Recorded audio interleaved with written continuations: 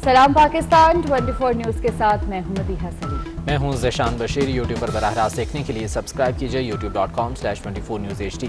Headlines आप जान चुके, खबरों की तफसीलात की जानिब बढ़ते हैं। हुकूमत ने चीफ इलेक्शन कमिश्नर और मेंबरान के इस्तीफे का मुतालबा कर दिया। वफाकी वजीर शफकत महमूद कहते हैं कि इलेक्शन कमीशन न्यूट्रल एम्पायर का किरदार अदा नहीं कर रहा, इदारा अपनी जिम्मेदारियां नहीं निभा सका।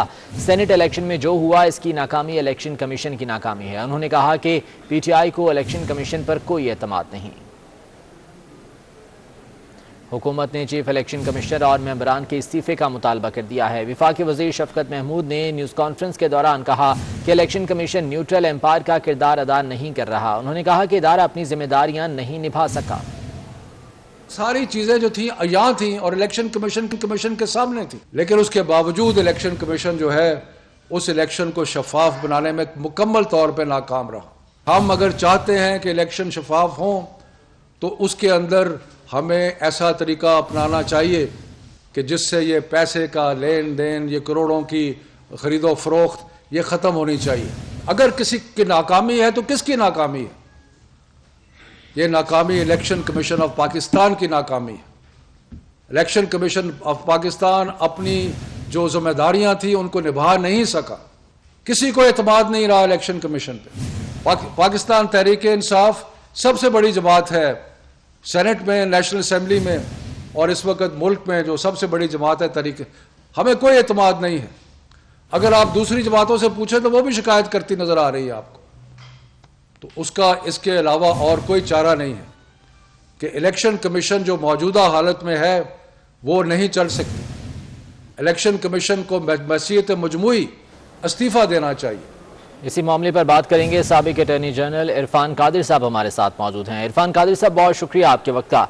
हुकूमत की जानिब से इलेक्शन कमीशन के मुस्ताफ़ी होने का मुतालबा किया जा रहा है, हालांकि चीफ इलेक्शन कमिश्नर का नाम तो खुद वज़ीर आज़म साहब ने रिकमेंड किया था। सर, क्या कहेंगे इस मामले पर? आइन और कानून क्या कहता है?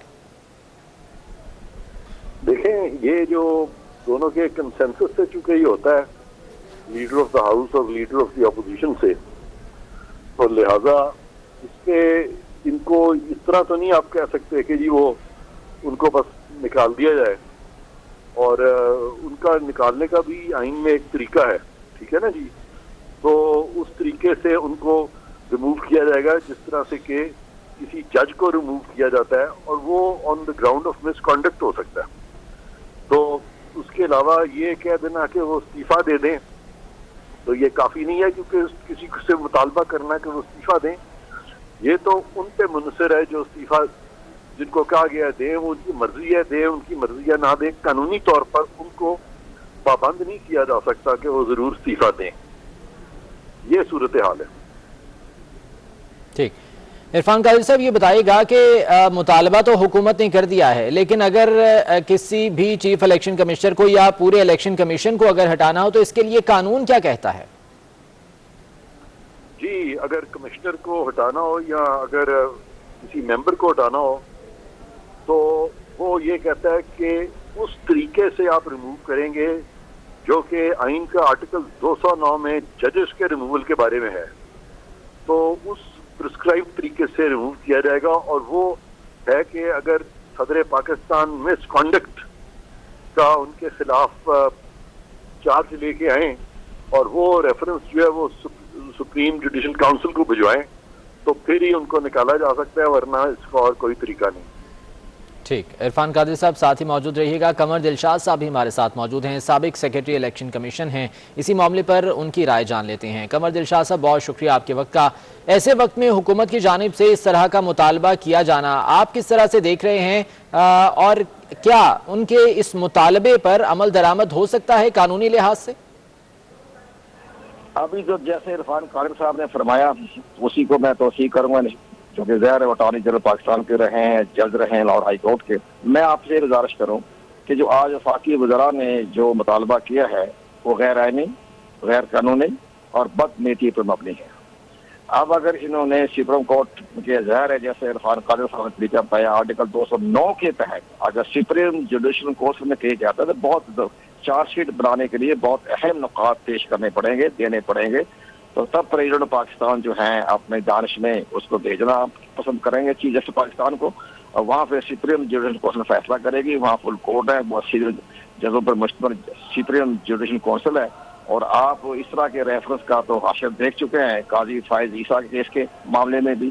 तो ये सारे मामला कोई आसान नहीं है कि एक चीफ इलेक्शन कमिश्नर और चारों मेंबरों को जिनका स्टेटस जो है हाई कोर्ट के जज के बराबर है और चीफ इलेक्शन कमीशन का स्टेटस जो है वो सुप्रीम कोर्ट के जज के बराबर है, तो ये इनको इस तरह से रेफरेंस भिजवाना इनके लिए दर्द सर पैदा हो जाएगा।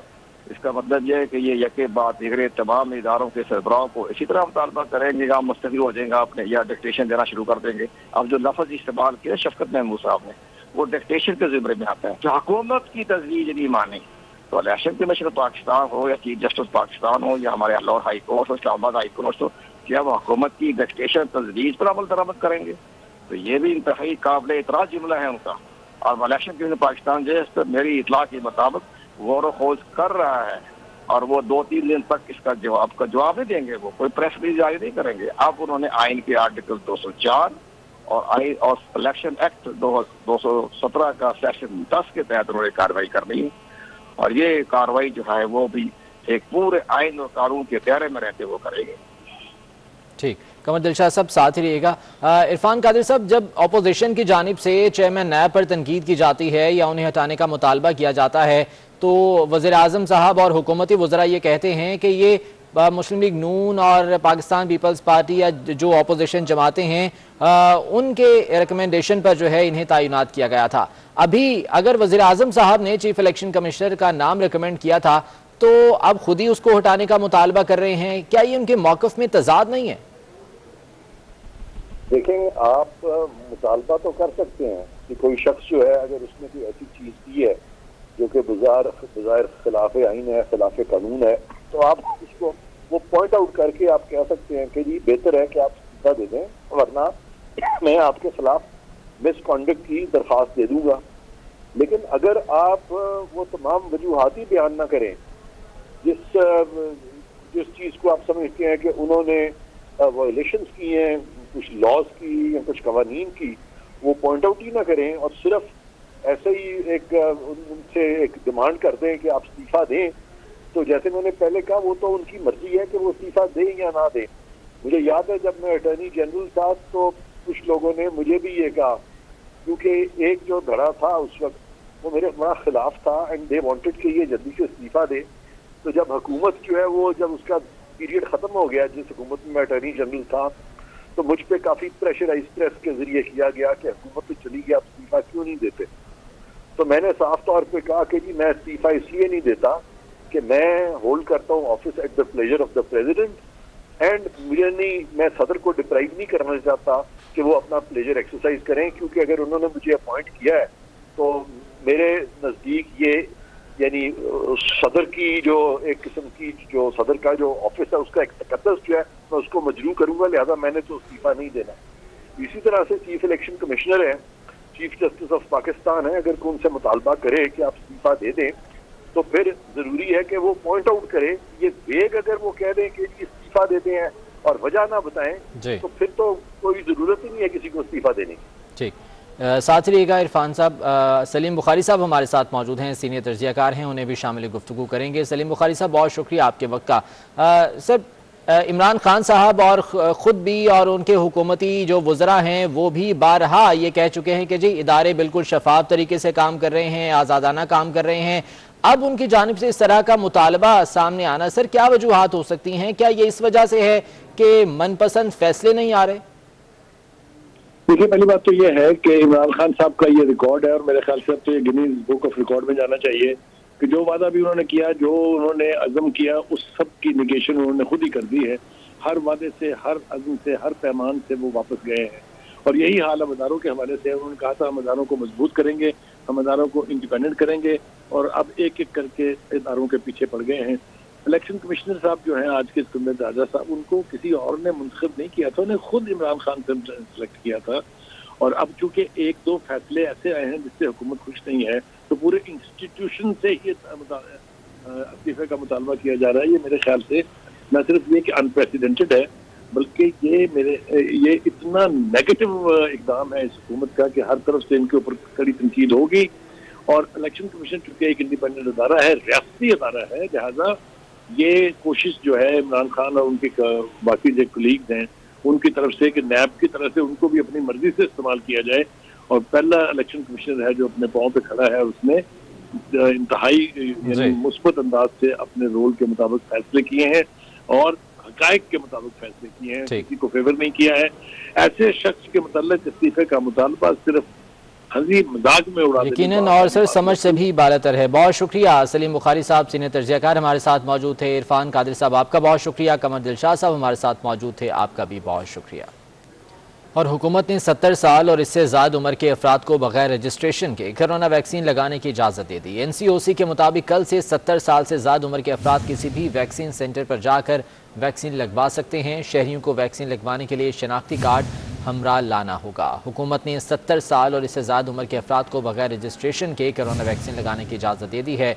NCOC के मुताबिक 70 साल से ज़्यादा उम्र के अफराद किसी भी वैक्सीनेशन सेंटर पर जाकर वैक्सीन लगवा सकते हैं। ताहम शहरियों को वैक्सीन लगवाने के लिए अपना कौमी शनाख्ती कार्ड हमरा लाना होगा। 70 साल से और इससे ज़्यादा उम्र के अफराद को अब बगैर रजिस्ट्रेशन के वैक्सीन लगाने की इजाज़त दी गई है। NCOC का ये कहना है कि कल से वैक्सीनेशन का आगाज़ हो जाएगा।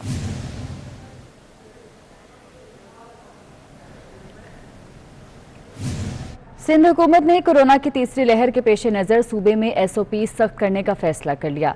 15 अप्रैल तक कारोबारी मराकज़ रात 10 बजे बंद होंगे। मेडिकल स्टोर्स, क्लिनिक्स, हस्पताल, बेकरीज, दूध की दुकानें और पेट्रोल पंप खुले रहेंगे। सिंध हुकूमत ने कोरोना की तीसरी लहर के पेश नज़र सूबे में SOP सख्त करने का फैसला कर लिया है। पंजाब में कोरोना के बायस लॉकडाउन का नफाज शुरू हो गया। मुल्तान में हुकूमती हिदायत के मुताबिक कारोबारी मराकज़ 6 बजे बंद करा दिए गए। मुल्तान के अहम कारोबारी मरकज़ गुलशन मार्केट में भी दुकानें बंद करवा दी गई हैं। इसके अलावा इस्लामाबाद के भी मुख्तलिफ सेक्टर्स को सील किया गया है। यहाँ पर भी कोरोना SOPs के पेश नज़र मार्केटें बंद करवाई गई हैं। तफसीलात जान लेते हैं। मुल्तान से हमें अपडेट करेंगे इब्राहिम खान, जबकि इस्लामाबाद से बिलाल विर्क हमारे साथ मौजूद हैं। मुल्तान का रुख कर लेते हैं। पहले इब्राहिम बताइएगा क्या सूरत हाल है शहर औलिया में और कौन कौन सी मार्केटें हैं जो कि अब तक बंद करवाई जा चुकी हैं?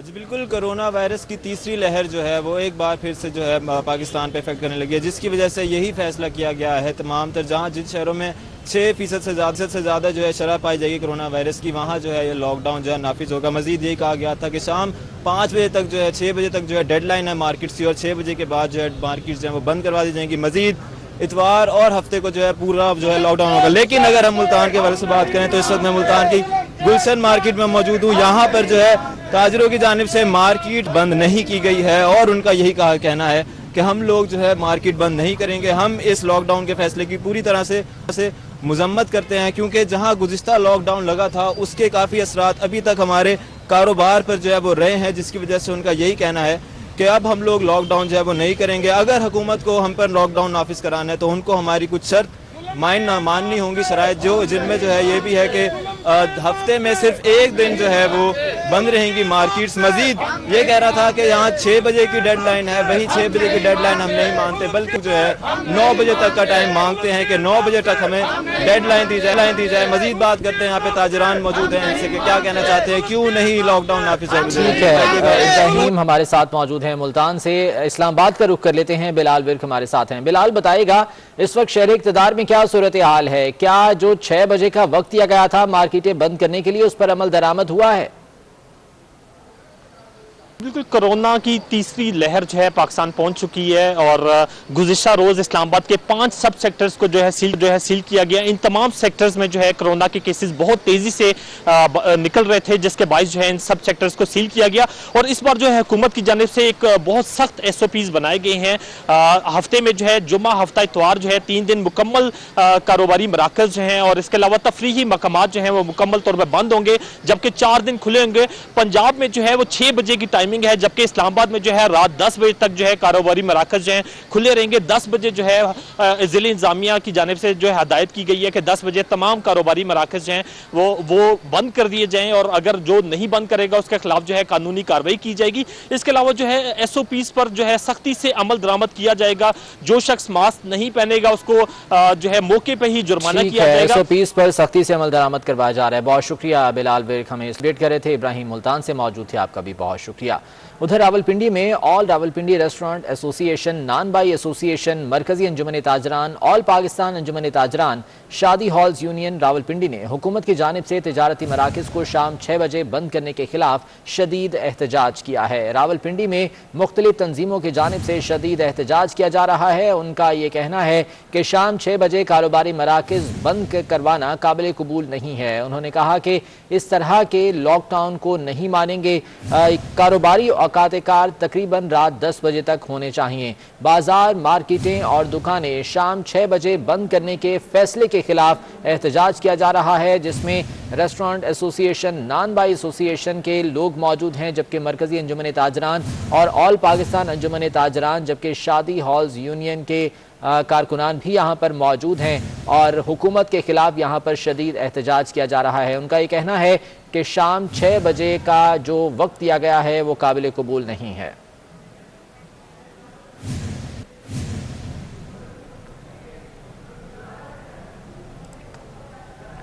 फैसलाबाद में भी स्मार्ट लॉकडाउन के तहत दुकानें और कारोबारी मराकज़ 6 बजे बंद कराने पर मुलाजिमीन एहतराज कर रहे हैं।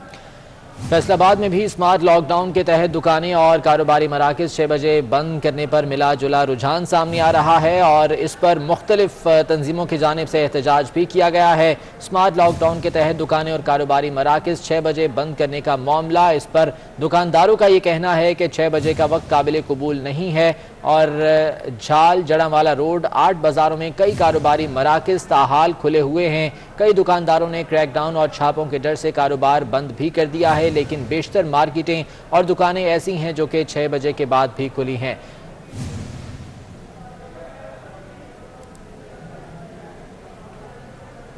आगे बढ़ते हैं और आपको बताएं कि हुकूमत की जानिब से कोरोना SOPs पर अमल करते हुए शाम के 6 बजते ही मार्केट्स बंद कराना शुरू कर दी गई हैं। हुकूमत की जानिब से कोरोना SOPs पर अमल दरामद करवाया जा रहा है। हुकूमत की जानिब से कोरोना SOPs पर अमल करते हुए शाम के 6 बजते ही मार्केट्स बंद कराना शुरू कर दी गई हैं। जिला इंतजामिया एक्शन में है और 6 बजते ही मार्केट्स बंद कराना शुरू कर दी गई हैं।